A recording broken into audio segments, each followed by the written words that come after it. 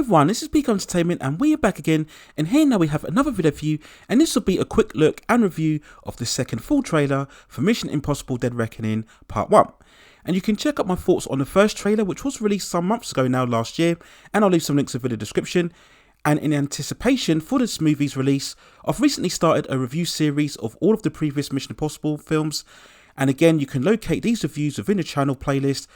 I'll complete all of the movies prior to watching this latest installment, so you can catch out the first film way back from 1996, already uploaded on the channel, and I will shortly upload a review for Mission Impossible 2 from 2000, so look out for all of that great content on the channel as well.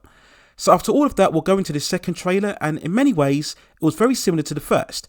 We get plenty of the big stunts, the operatic music, the promise of a dangerous threat, and another epic, exciting action adventure.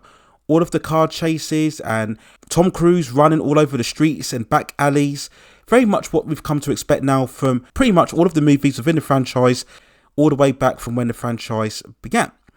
And like the first trailer, in terms of the story and plot, details are very vague, which I suppose is a good thing, as you don't want to give away all of the story prior to the film coming out. This is even more so, especially when you compare to the recent 4-minute plus trailer that we had for Fast X. Now, as known for some time now, and also with the title itself, this will be the first of two, presumably final installments within the Mission Impossible franchise.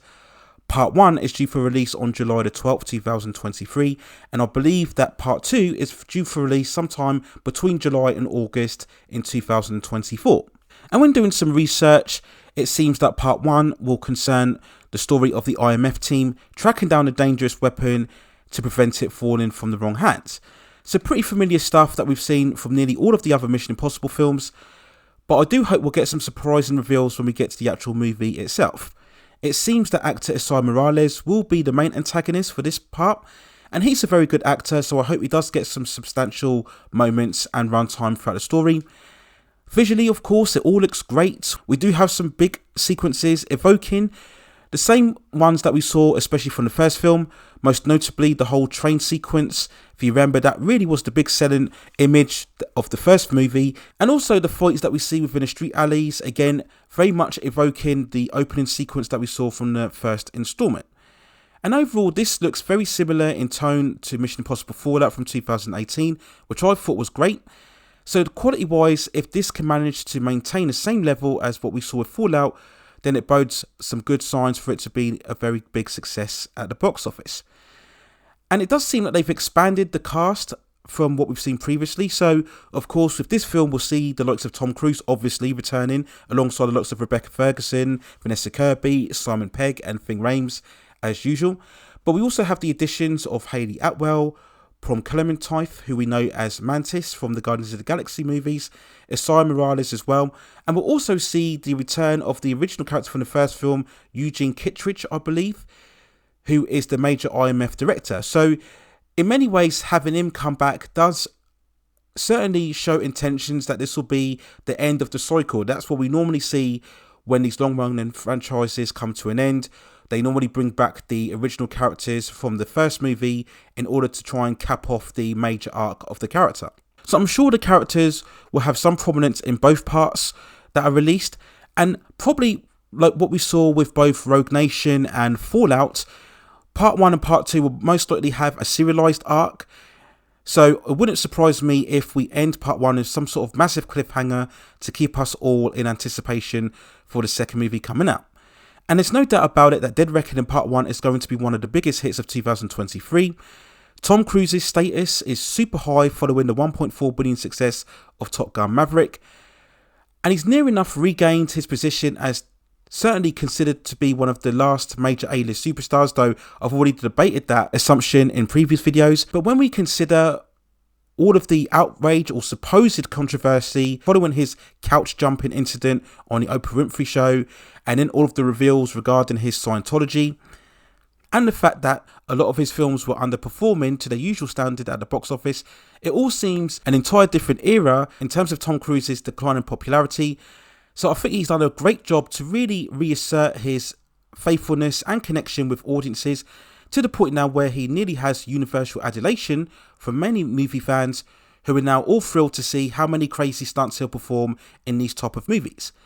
Now, I do think to an extent that that kind of notion has been somewhat of a flaw within the Mission Impossible franchise, because at many times when we look at all of the movies post the first film, it can kind of become the Tom Cruise show completely, where he's far less of a spy agent and very much more of an almost action superhero. And it basically is him performing all of these crazy stunts on his own, whilst all of the supporting characters just watch in the background. So you lose that type of team dynamic that the original Mission Impossible series was about to an extent. So hopefully all of the supporting actors can get enough time to perform throughout both of the two movies. So we do ask the original question then, how big will part 1 be? Will it go on to gross $1 billion at the box office? Can it possibly catch Super Mario Bros., which currently stands at $1.2 billion? I don't think it will quite catch Super Mario, but I can definitely see it outgrossing Fallout's total of $791 million. So it will definitely get close to $1 billion, and perhaps if part 1 doesn't do it, then certainly part 2 will do it, as long as it gains good reception and reviews amongst fans, and hopefully then it can build on the momentum of the part 1 and lead it over to part 2, especially if we do get some sort of massive cliffhanger going ahead into that installment. And if we look at the overall trajectory of the Mission Impossible movies, every following installment outperforms the previous one. So alongside both trailers, which are again promising that truly epic, outlandish spy thriller action adventure, there are very little doubts that Mission Impossible Dead Reckoning Part 1 will go on to be another big massive success at the box office when it overall releases.